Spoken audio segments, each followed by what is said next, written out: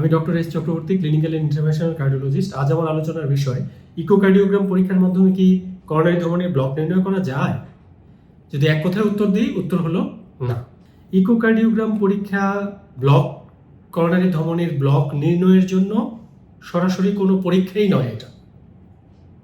এবং একটা ইকোকার্ডিওগ্রাম পরীক্ষা, এটা যে ধরনের ইকোকার্ডিওগ্রামই হোক না কেন, এটা নর্মাল। তারপরেও কখনোই বলা যাবে না ইকোকার্ডিওগ্রাম পরীক্ষার রিপোর্ট নর্মাল, একদম নর্মাল। তারপরেও কখনোই বলা যাবে না যে করোনারি ধমনীতে ব্লকেজ নেই। অর্থাৎ করোনারি ধমনীতে গুরুতর ব্লকেজ থাকা সত্ত্বেও, সবচেয়ে মারাত্মক ধরনের ব্লকেজ থাকা সত্ত্বেও ইকোকার্ডিওগ্রাম পরীক্ষার রিপোর্ট নর্মাল আসতে পারে।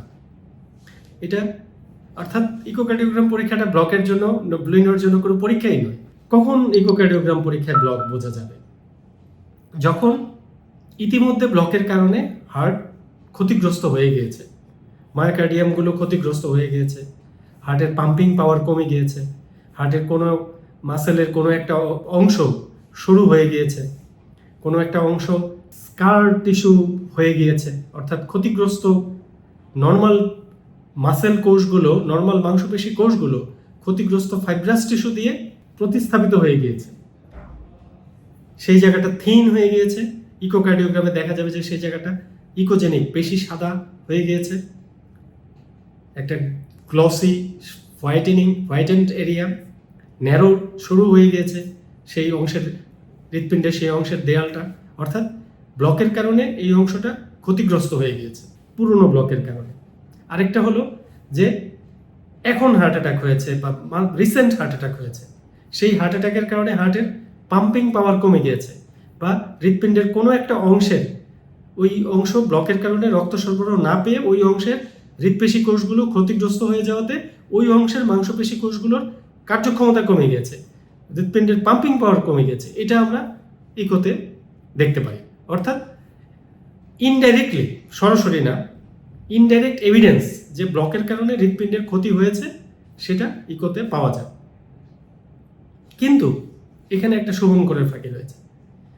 যাদের এখনো হার্ট অ্যাটাক হয়নি কিন্তু হৃৎপিণ্ডের করোনারি ধমনীতে গুরুতর ব্লকেজ রয়েছে, কিন্তু এখনো হৃৎপিণ্ডের পাম্পিং পাওয়ার ক্ষতিগ্রস্ত হয়নি, হৃৎপিণ্ডের মাংস পেশী কোষগুলো ক্ষতিগ্রস্ত হয়নি, হৃৎপিণ্ডের কোনো দেয়াল শুরু হয়ে যায়নি, সেই ক্ষেত্রে কিন্তু ইকোকার্ডিওগ্রাম পরীক্ষা করেও নর্মাল রিপোর্ট আসবে। ব্লক বোঝা যাবে না, ব্লকের কোনো আলামত পাওয়া যাবে না। এটা ইকোকার্ডিওগ্রাম পরীক্ষার সীমাবদ্ধতা। কিছু বিশেষ ধরনের ইকোকার্ডিওগ্রাম আছে, যেমন স্ট্রেইন, লঞ্জিটিউডিনাল স্ট্রেইন। এটা যদি বেশি সিগনিফিকেন্ট পাওয়া যায় তখন এটা ইনডাইরেক্ট এভিডেন্স যে করোনারি ধমনীতে ব্লকেজ থাকতে পারে, বাট ডিরেক্ট কোনো ব্লকের, এটা ডিরেক্ট কোনো আলামত না যে আমি ব্লক দেখতে পাচ্ছি ইকোতে, এটা কখনোই সম্ভব না করোনারি ধমনীর ব্লক।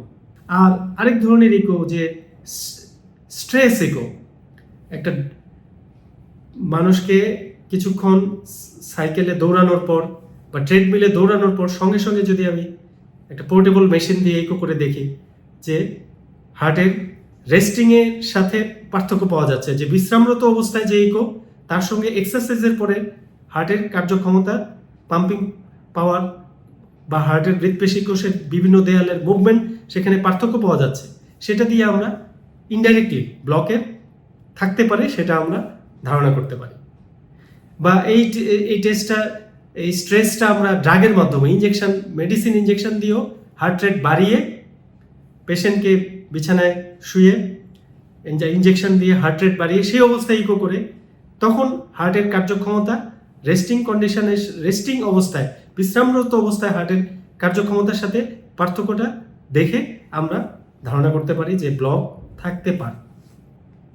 বাট কোনো ধরনের ইকোকার্ডিওগ্রামে করোনারি ধমনীর ব্লক দেখা যাবে না। করোনারি ধমনীর ব্লকেজ দেখার জন্য সরাসরি যে পরীক্ষা সেটা হলো করোনারি এনজিওগ্রাম, সেটা ক্যাথেটার এনজিওগ্রাম হোক অথবা সিটি করোনারি এনজিওগ্রাম হোক। এই জন্যই আমরা অনেক ক্ষেত্রেই, যে কেউ বুকে ব্যথা বলছে যে সেটা আমরা ইসিজি করি, তারপর আমরা ইকোকার্ডিওগ্রাম করে, সেটা কালার ডপলার ইকোকার্ডিওগ্রামই হোক না কেন, 3D 4D যাই হোক না কেন, সেরকম একটা ইকো করে আমরা যদি বলে দেই যে আপনার হার্ট ভালো আছে, তাহলে অনেক সময় একটা মারাত্মক জিনিস মিস হয়ে যেতে পারে। কারণ আমরা কিন্তু অনেক সময় পেয়ে থাকি যে ইসিজি নর্মাল, ইকোকার্ডিওগ্রাম নর্মাল, কিন্তু এনজিওগ্রাম করে দেখা গেল করোনারি ধমনির গুরুতর ব্লকেজ, এবং এমন ব্লকেজ রয়েছে যে লেফট মেইনে ব্লকেজ অথবা মারাত্মক ধরনের ব্লকেজ, অনেকগুলো ব্লকেজ যেগুলোর মাত্রা এত বেশি যে তাকে বাইপাস সার্জারি পর্যন্ত করাতে হতে পারে। তো সেটা কিন্তু ইসিজি বা ইকোকার্ডিওগ্রাম পরীক্ষার মাধ্যমে বোঝা যায়নি। তো প্রত্যেকটা পরীক্ষারই সীমাবদ্ধতা রয়েছে, আবার প্রত্যেকটা পরীক্ষারই বিশেষ ক্ষেত্রে বিশেষ উপকারিতাও রয়েছে। সেটা একজন হৃদরোগ বিশেষজ্ঞই বুঝতে পারেন যে কখন কোন পরীক্ষাটি করানো হবে। যতক্ষণ পর্যন্ত হার্ট অ্যাটাক হয়নি, হৃৎপিণ্ডের করোনারি ধমনির ব্লকের কারণে হার্ট ক্ষতিগ্রস্ত হয়নি, ততক্ষণ পর্যন্ত ইসিজি ইকোকার্ডিওগ্রাম সম্পূর্ণ নর্মাল আসতে পারে, গুরুতর ব্লক করোনারি ধমনিতে থাকা সত্ত্বেও। এই মেসেজটাই আমি আপনাদের আজকে দিতে চেয়েছিলাম। সবাই ভালো থাকুন, সুস্থ থাকুন। ধন্যবাদ সবাইকে।